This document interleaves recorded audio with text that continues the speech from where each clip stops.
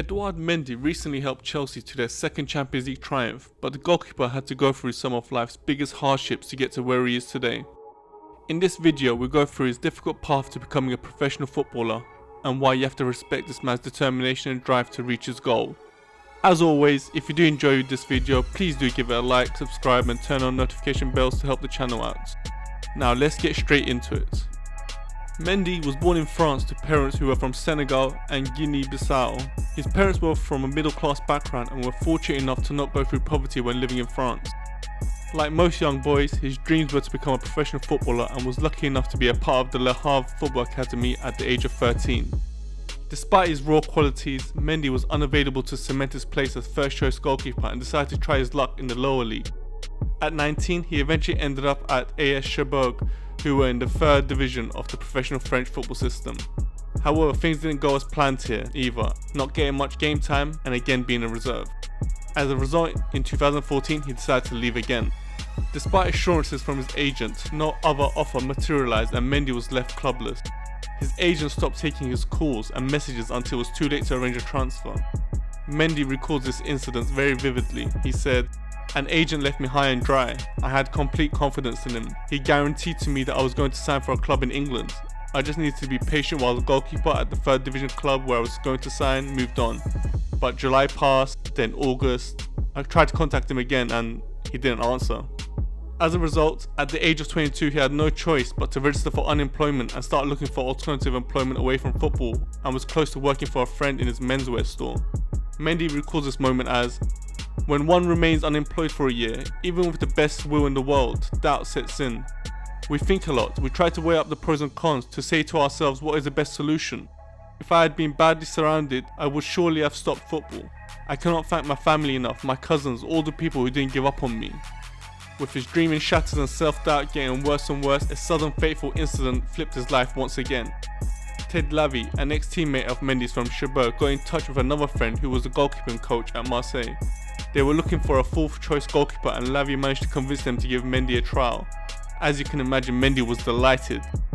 Mendy immediately impressed the coaches at Marseille, who were baffled as to why he was a free agent and without a club for so long. The Marseille goalkeeper coach Bernard Towick said, "From the first training session, I could see he was a cut above. The next step was to throw him in with the professionals. They couldn't understand why he didn't have a club. He was very eager to listen. The biggest decision I had was whether to sign him up for a year because Marseille is a very complicated club. If I had been wrong about Edouard, I would have been fired, but he was a sure thing." So from being unemployed to suddenly being part of a top club such as Marseille. But this was just the beginning of his good fortune. Mendy would end up at Reims first as a backup goalkeeper, but he quickly established himself as first choice.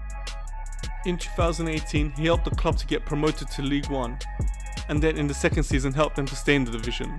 His performances whereby his distribution and cat-like reflexes caught the eye of fellow Ligue 1 side Rennes. They managed to secure a signature for a modest fee of €4 million. With Mendy in the side, Rennes achieved a great season, finishing third and qualifying for the Champions League. Rennes didn't want to sell Mendy to Chelsea, but they didn't want to block his path to go on to even greater heights. His previous manager said, "He is a fantastic talent. We had a really strong relationship together. Mendy is someone you can trust, who will always give his best, and as well as the talent on the pitch, he's a great leader and a great example as well."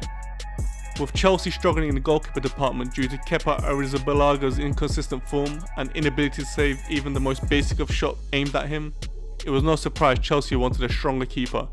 Peter Cech, their legendary goalkeeper, reveals it was him who actually recommended Mendy to Chelsea to sign as Kepa's replacement, seeing the potential of Mendy as one day to be one of the world's best goalkeepers.